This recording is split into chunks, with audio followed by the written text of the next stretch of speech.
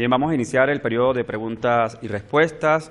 Invitamos a nuestra moderadora, Roxana Cárdenas, directora de Banca de Inversión de Banismo, y recuerden que nos pueden facilitar sus preguntas, nos indican y nosotros nos acercamos a su puesto.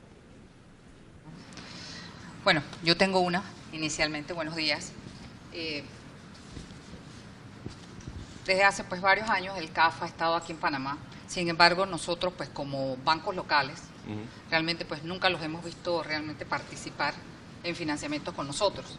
Entonces, más bien los hemos visto con ETESA. Entonces, la pregunta que tenemos nosotros es, ¿cómo hace un inversionista local para, llegar a CAF?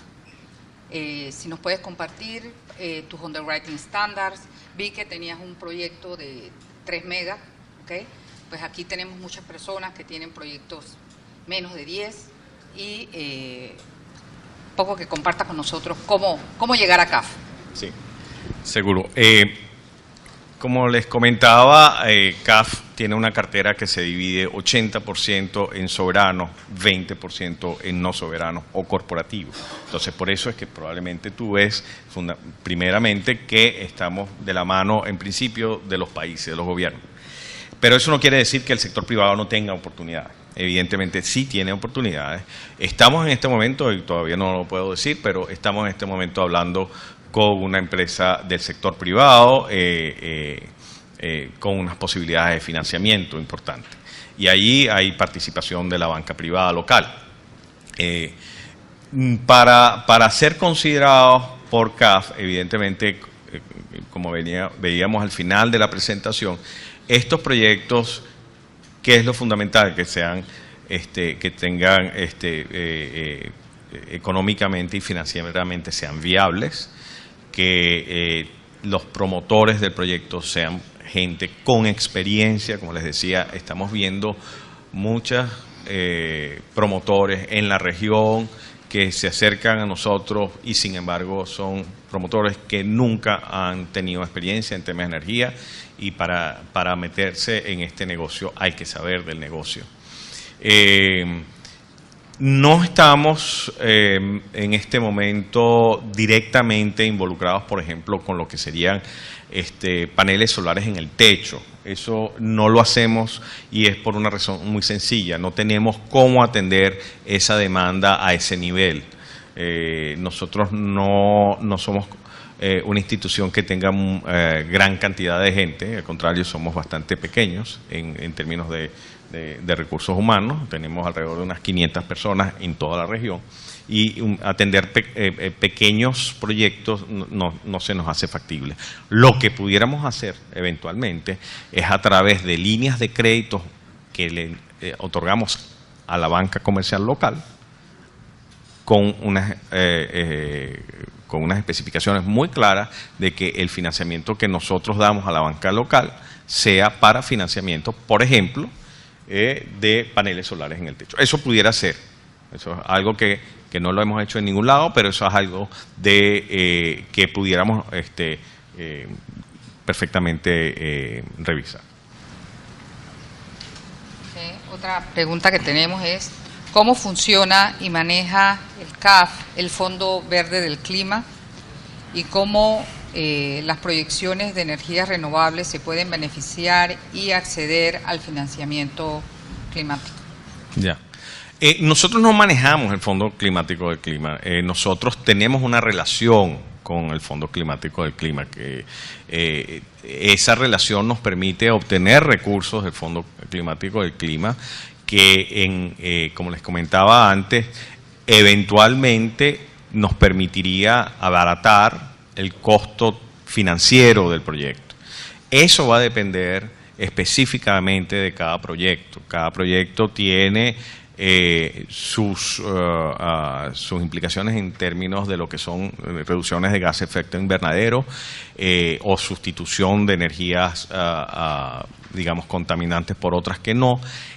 Eso es una evaluación que se hace para cada proyecto. De antemano yo no le podría decir que usted va a obtener un beneficio de tanto. Eso va a cada proyecto. Entonces, nosotros hacemos una evaluación. Esa evaluación, una vez hecha, la revisamos y la enviamos a la gente del Green Climate Fund, y de acuerdo a sus evaluaciones entonces se obtendrán los recursos que permitirían en principio abaratar el costo financiero del proyecto. Y perdón, la segunda pregunta era... Bueno, sobre el climático, ¿no? ¿Cómo manejaban ustedes?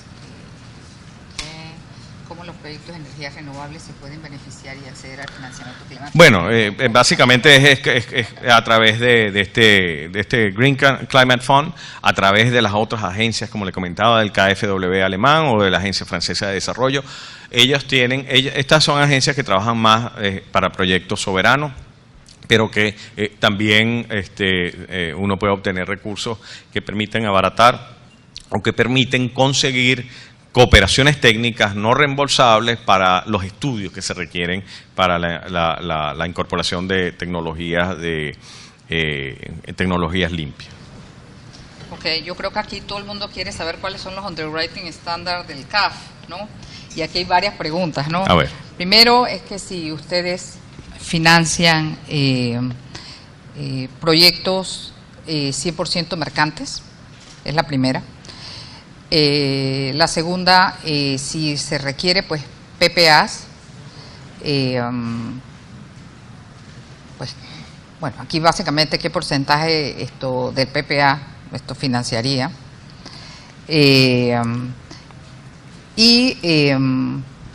Sí, bueno, esa es la pregunta y después viene otra. Fíjense que en nuestra experiencia, en términos de energías renovables, el tema de entrar al mercado spot es un tema.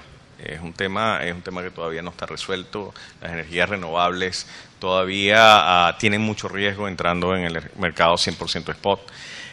Allí lo tendríamos que ver con mucho cuidado. En términos del PPA, ese es el tipo de proyectos que nosotros estamos financiando fundamentalmente, donde tengan PPA claramente establecidos y de largo plazo.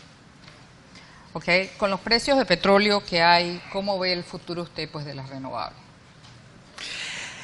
Miren, con esto que ha ocurrido recientemente con las solares, había mucho temor que con la caída de los precios del petróleo, por supuesto, las renovables iban a sufrir porque no tenían no eran capaces de competir con precios de las energías fósiles tan bajas.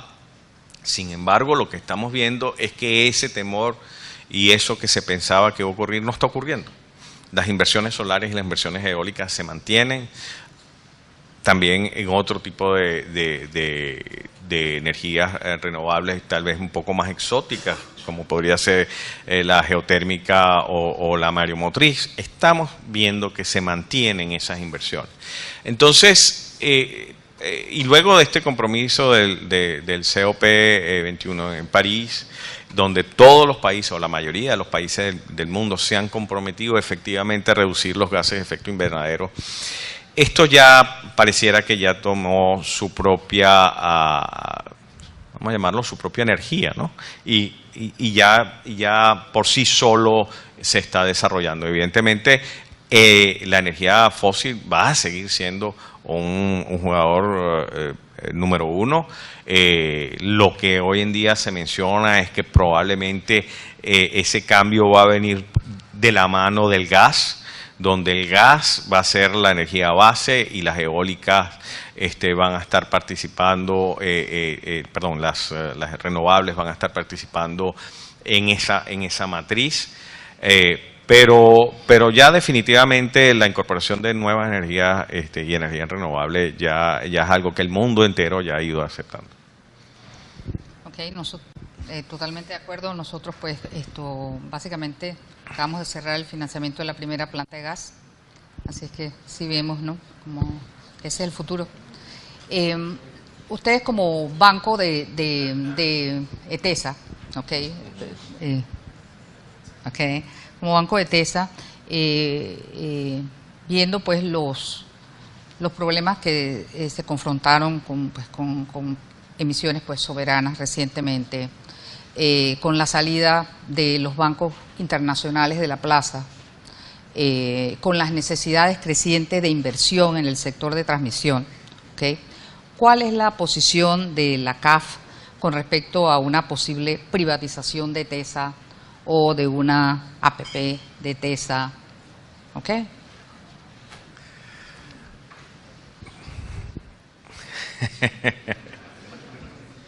A ver, nosotros estamos financiando a ETESA en este momento. De hecho, tenemos un préstamo por $100 millones que todavía no ha comenzado a desembolsarse. Estamos en la fase final con los cumplimientos para lograr el primer desembolso.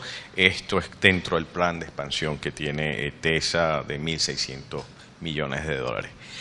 A ver, nosotros no podemos decirle a los países. Acuérdense que quienes son socios de CAF son los países. ¿Okay? Cada uno, Panamá es socio de CAF. Entonces, nosotros directamente no les decimos qué es lo que tienen que hacer. Esa es una gran diferencia nosotros como entidad financiera multilateral respecto a otros multilaterales.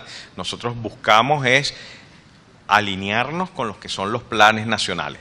Evidentemente, a requerimiento de los países, nosotros podemos traer expertos en las materias que se requieran y esos expertos harán sus recomendaciones. Pero de entrada nosotros no somos quien para decirle qué deben hacer con ETESA.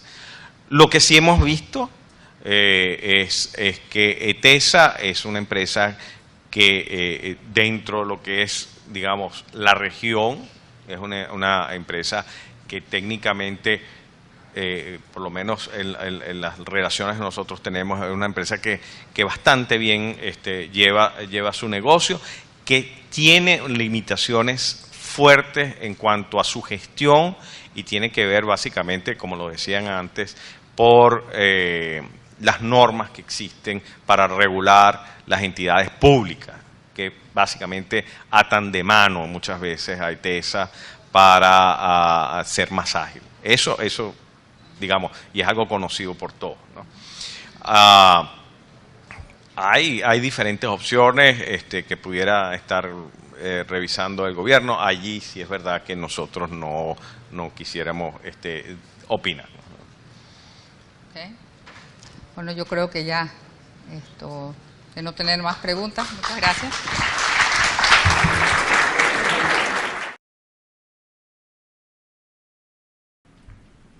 Bien, vamos a iniciar el periodo de preguntas y respuestas.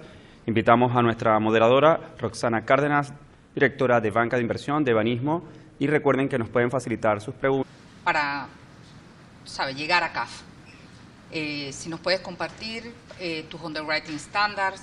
Vi que tenías un proyecto de 3 megas, ¿okay? Pues aquí tenemos muchas personas que tienen proyectos menos de 10 y poco que comparta con nosotros cómo llegar a CAF. Sí, seguro. Como les comentaba, CAF tiene una cartera que se divide 80% en soberano, 20%. Preguntas nos indica y nosotros nos acercamos a su puesto. Bueno, yo tengo una inicialmente. Buenos días. Desde hace varios años el CAF ha estado aquí en Panamá. Sin embargo, nosotros como bancos locales realmente nunca los hemos visto realmente participar en financiamientos con nosotros. Entonces, más bien los hemos visto con ETESA. Entonces, la pregunta que tenemos nosotros es ¿cómo hace un inversionista local